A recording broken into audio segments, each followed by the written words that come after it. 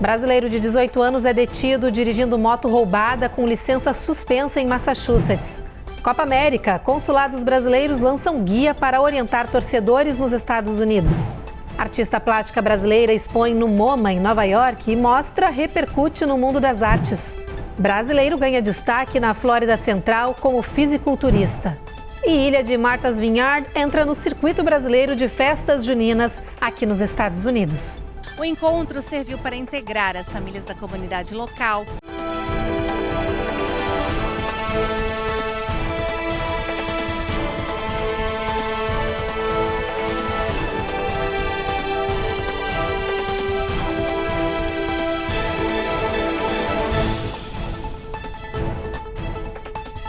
Olá!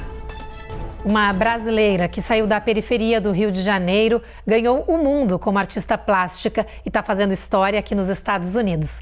Ela se tornou a primeira pessoa a usar as paredes do MoMA, o Museu de Arte Moderna de Nova York, como tela para suas obras e desenhos. Quem conta essa história linda pra gente é a Carolina Camargo. Já na entrada da mostra no MoMA em Nova York, o visitante é surpreendido com a obra em escala gigante. É de tirar o fôlego. As figuras não possuem molduras ou limitações, se espalham pelas paredes e convidam o público a se sentir parte delas. Um desenho feito de carvão em pastel seco, nas paredes do museu. A brasileira Tadaskia, que saiu da periferia do Rio de Janeiro e conquistou o reconhecimento mundial, é a artista plástica por trás desse trabalho impressionante, que lembra símbolos da natureza como pássaros, voando através do tempo, cheios de energia, livres. Eu não faço o desenho com rascunho nem com esboço, ele é feito de forma livre. E eu inicio de olhos fechados, na maior parte das vezes. Uma parte do desenho chega a quase 8 metros de altura.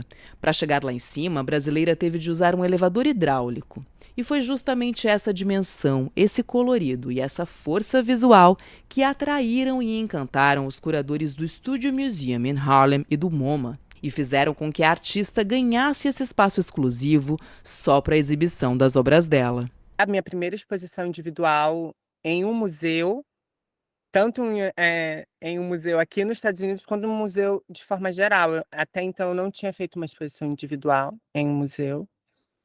E é a minha primeira vez aqui nos Estados Unidos, né? Então tem todas essas novidades. Além da instalação, Tadaskia também tem exposto um livro poético de páginas soltas e esculturas no chão da sala. As obras remetem ao mesmo significado: liberdade. A gente vive num mundo de guerra, num mundo de genocídio. Então é interessante pensar como falar de liberdade nunca é demais. Falar da importância da liberdade. Mas para essa exposição ficar pronta, Tadaskia correu contra o tempo. Foram 4 semanas de trabalho intenso e exaustivo. A artista contou com a ajuda de assistentes. Ao final do prazo, a satisfação e a realização de ver sua primeira mostra nos Estados Unidos.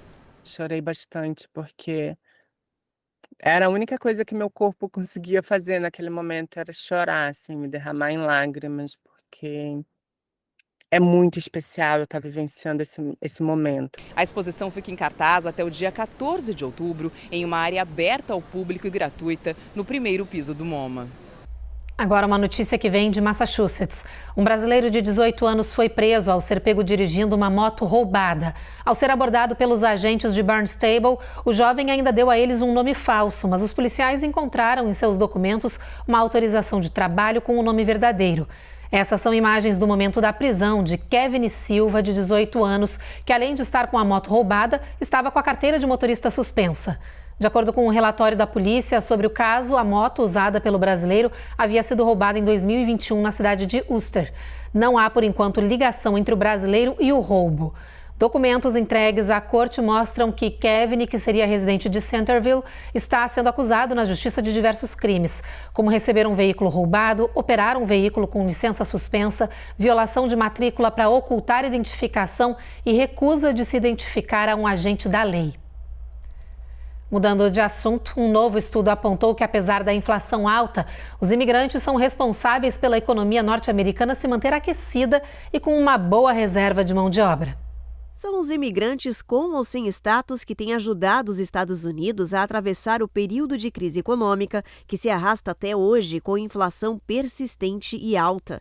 Segundo os analistas, esses homens e mulheres estrangeiros estão mantendo o mercado de trabalho aquecido, ajudando a controlar os preços finais ao consumidor e afastando o fantasma da recessão. Normalmente, quando a inflação sobe, o primeiro impacto é sentido no mercado de trabalho. As empresas são obrigadas a aumentar os salários para competir por trabalhadores. Com isso, o mercado de empregos se fecha e o resultado é um efeito dominó, aumentando tudo no país para o consumidor. Mas o que se tem percebido é justamente uma dinâmica contrária. Apesar da crise econômica, a criação de empregos continua forte, com salários estáveis. No mês passado, 272 mil novas vagas surgiram em diferentes setores, como saúde, governo, lazer, hotelaria e serviços. Os analistas dizem que tudo isso se deve à mão de obra estrangeira barata e disponível no país. Os imigrantes foram essenciais para aliviar a pressão no mercado de trabalho, mesmo com o Fed, o Banco Central Americano, aumentando as taxas de juros básicas e pressionando o bolso das famílias que moram no país. Depois do intervalo, hoje é Dia Mundial do Refugiado e ONU alerta para o aumento dessa parcela da população. E a gente também mostra como mais uma parte do país está usando drones para ajudar a manter a população segura.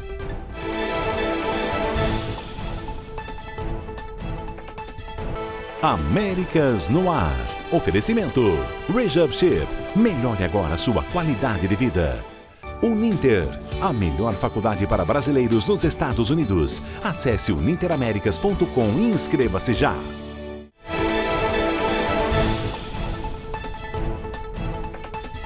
O Departamento de Polícia do Estado de Washington está testando o uso de drones para melhorar os atendimentos que emergencialmente chegam pelo 911.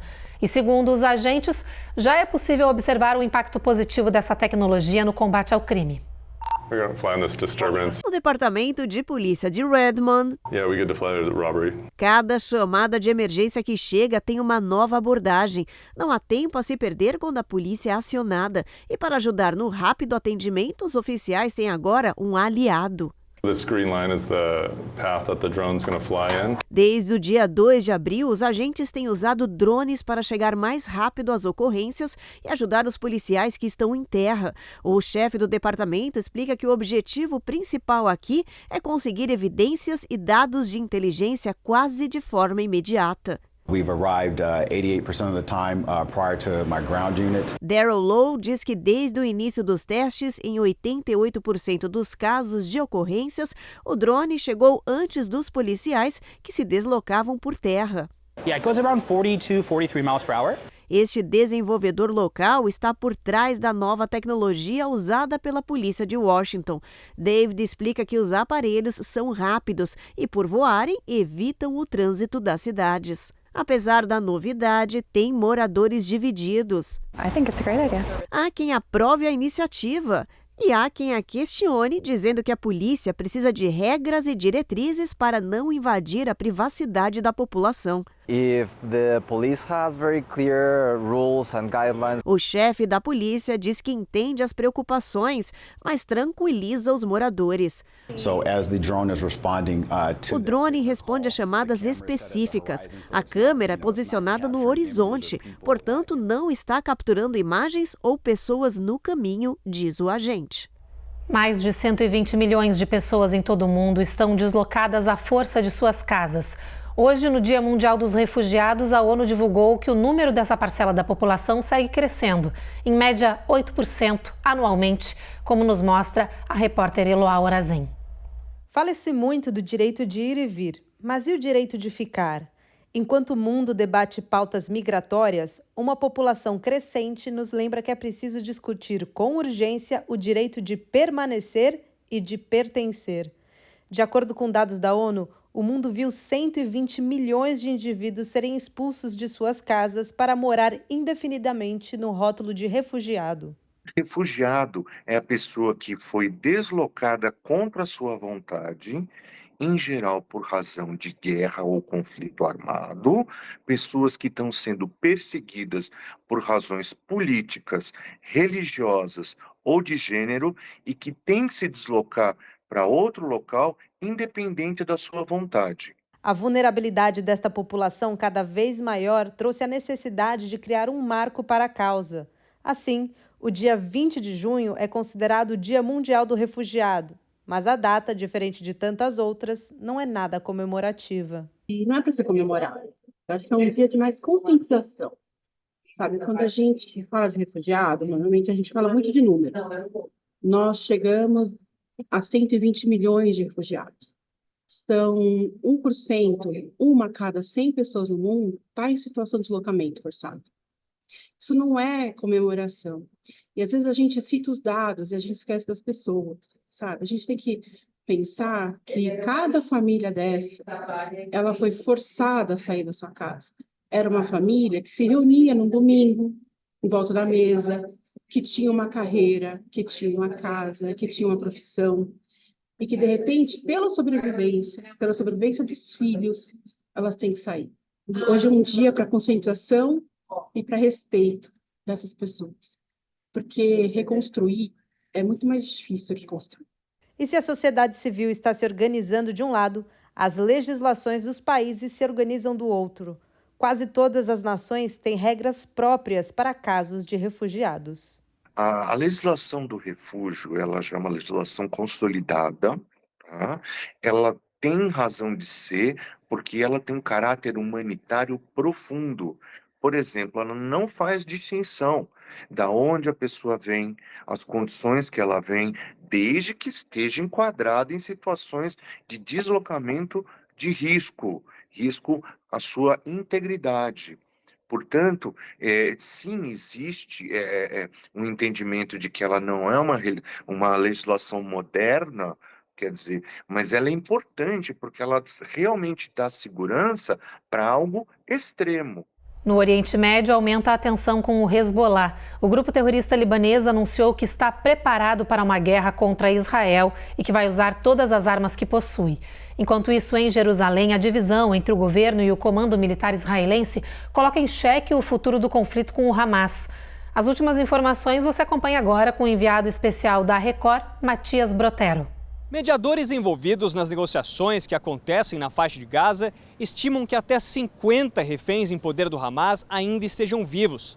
As informações são de uma reportagem do jornal norte-americano The Wall Street Journal, publicada nesta quinta-feira. A libertação dos reféns é condição fundamental para um cessar-fogo.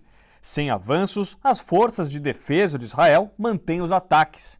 Hoje, um comandante do Hamas, que participou da invasão do território israelense em 7 de outubro, foi morto, informou o exército israelense. Nesta quinta-feira, o chanceler do Irã se reuniu com o principal líder do Hamas em Doha e saudou os palestinos pelo que chamou de resistência heróica a Israel.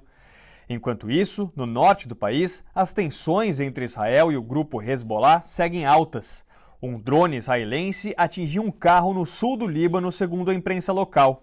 O Hezbollah afirmou que lançou dezenas de foguetes contra Israel. De Tel Aviv, Matias Brotero para o Américas no Ar. Depois do intervalo, tem reportagem sobre o começo da Copa América aqui nos Estados Unidos. E você vai conhecer a história inspiradora de um brasileiro que ganha destaque como fisiculturista aqui no país.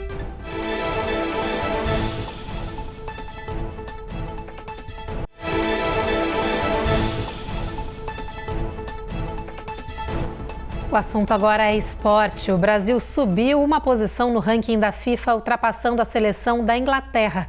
A nova lista da FIFA foi divulgada hoje e mostra que o Brasil subiu da 5ª para a 4ª posição, enquanto a Argentina continua na liderança, seguida por França, Bélgica e agora Brasil. A mudança na posição brasileira se deve aos últimos desempenhos da Canarinho nos amistosos e eliminatórias, como os últimos jogos que aconteceram aqui nos Estados Unidos. O modelo de cálculos do ranking da FIFA é baseado no método ELO, que foi criado originalmente para medir a força relativa entre jogadores de xadrez e que vem sendo usado em classificações de esportes já há alguns anos. E a gente segue falando de futebol porque começam daqui a pouco os primeiros jogos da Copa América aqui nos Estados Unidos. A primeira partida da seleção brasileira acontece na próxima segunda-feira contra a Costa Rica. E a repórter Cone Rocha nos mostra agora que tem uma cartilha oficial da Embaixada Brasileira aqui no país para orientar os torcedores sobre tudo que vai rolar nesse campeonato até o dia 14 de julho. A cartilha traz desde o calendário dos jogos a informações sobre o clima, fuso horário, serviços bancários e muito mais. O guia também contém informações importantes sobre assistência consular para os brasileiros nas cidades sede, caso eles precisem de ajuda com documentação e outros problemas no exterior. Ali, o torcedor também encontra dicas de como agir em casos de emergências de saúde. A Copa América começa nesta quinta em Atlanta com o jogo entre Argentina e Canadá. O campeonato vai até o dia 24 de julho. 14 estados da Costa Leste, Zona Central e Costa Oeste vão receber as partidas. O primeiro jogo da seleção brasileira será contra a Costa Rica na próxima segunda-feira em Los Angeles, na Califórnia. Apenas para avisar os torcedores, os consulados gerais do Brasil em Los Angeles e São Francisco vão oferecer atendimento na área dos estádios, já na primeira fase da competição. Os consulados de Washington e Miami vão fazer esses atendimentos na fase eliminatória, caso a seleção seja classificada para essa etapa. A cartilha pode ser acessada através deste link que está na sua tela. Do futebol para o fisiculturismo. Tem brasileiros se destacando no esporte aqui nos Estados Unidos e nos últimos preparativos para uma importante competição, que é a classificatória para o Mr. Olímpia, a Copa do Mundo do Fisiculturismo.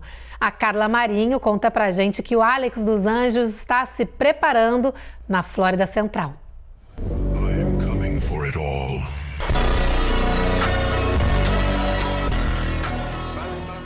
E ele está de volta com um shape de intimidar qualquer adversário.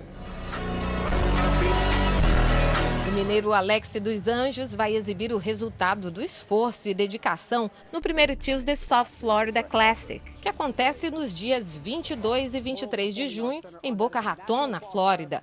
Competição classificatória para o Mr. Olímpia, considerada a Copa do Mundo do fisiculturismo. Fiquei 2 anos sem competir, o físico foi descansando e treinando, dieta, me preparando para que esse dia chegasse. Dos Anjos conheceu o esporte ainda no Brasil e a inspiração para o início dessa jornada foi nada mais nada menos que Ronald Coleman, o bodybuilder norte-americano vencedor do Mr. Olímpia por 8 anos consecutivos. E Alex não está muito distante do ídolo. Em 20 anos de carreira, ele já conquistou o título de Mr. Olímpia por 6 vezes e está entre os maiores fisiculturistas de todos os tempos. Comecei tarde no esporte, comecei com 25 para 26 anos. No ano de 2010, de fato, o bodybuilding virou a minha profissão. Porque esse esporte é um esporte muito difícil e quando você é reconhecido, você vai conquistando patrocínios aqui, patrocínios ali, para você tentar se manter no esporte, porque é um esporte caro. Então você precisa de patrocínio para poder se manter, porque é viagem, é hospedagem, é alimentação, é tudo. E é mantendo o foco que ele continua a jornada, aos 46 anos, pegando literalmente pesado nos treinos. E para chegar lá, ele tem o apoio da esposa, Fabiana, que também é campeã no esporte. E essa carreira de sucesso inspira e abre portas para uma nova geração de fisiculturistas brasileiros que se destacam mundialmente no esporte. Não é do dia para a noite, é muitos anos. Estou no esporte há 22 anos, 22. Primeiramente, aqui ó, cabeça firme, alimentação, foco, disciplina. Tenha fé em Deus e acredite em você mesmo. E Alex dos Anjos, Brasil!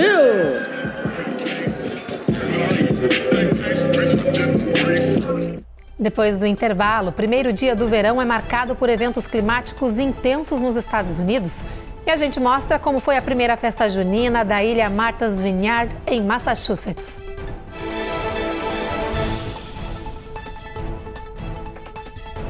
Américas no Ar. Oferecimento Rejab Ship. Melhore agora sua qualidade de vida. Uninter, a melhor faculdade para brasileiros nos Estados Unidos. Acesse uninteraméricas.com e inscreva-se já.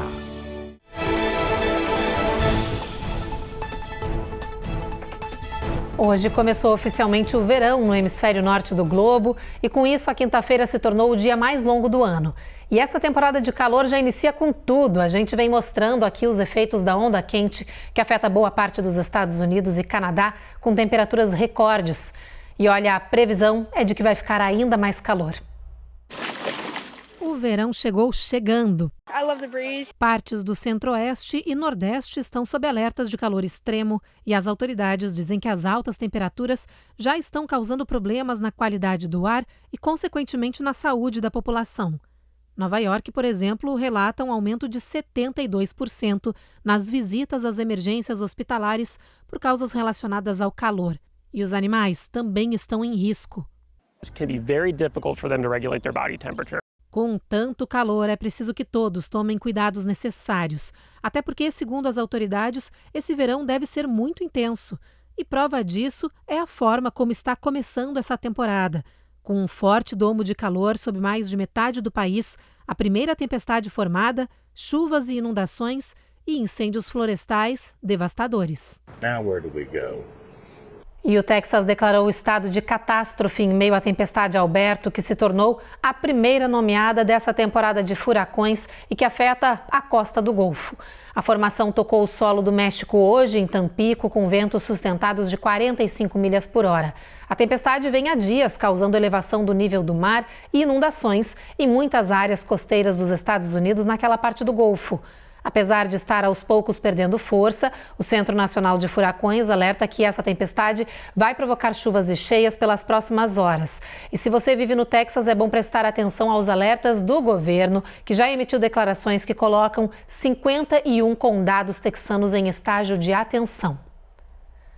Vamos dar uma olhada na previsão do tempo. Vem comigo aqui no telão para checar as temperaturas em boa parte do país. Olha, a previsão é de tempestade de Boston até Nova York, máxima de 94 nessa faixa.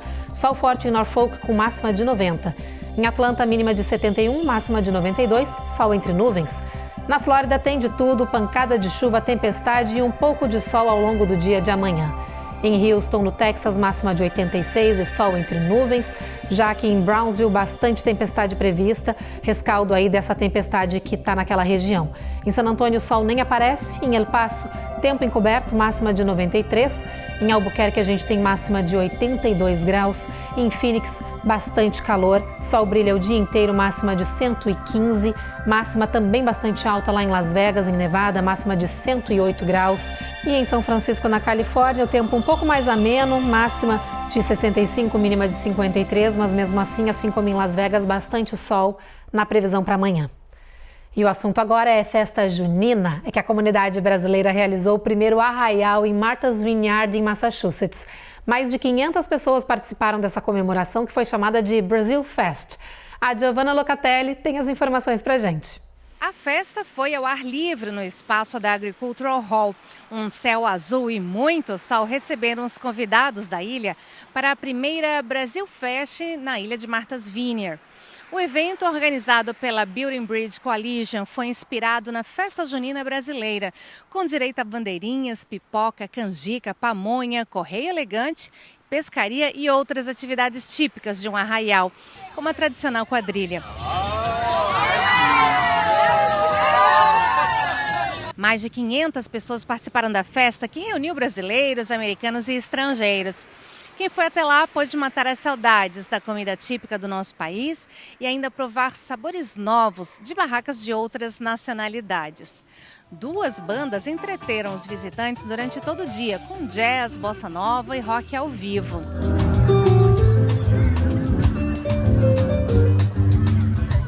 O encontro serviu para integrar as famílias da comunidade local, oferecer um dia de diversão, divulgar os variados tipos de serviços gratuitos oferecidos aos moradores da ilha e marcar a estreia da ilha no calendário das festas juninas nos Estados Unidos. Oi, gente, estou passando aqui para contar para vocês como o nosso Brazil Fest, Festa do Brasil, foi um sucesso. A gente contou com a presença de mais de 500 pessoas, entre brasileiros e residentes da ilha. Várias organizações participaram com mesas contendo informação para a comunidade, serviços que são oferecidos, a maioria dos serviços de graça, mas muitas fontes de recursos e serviços que para a comunidade brasileira ter acesso.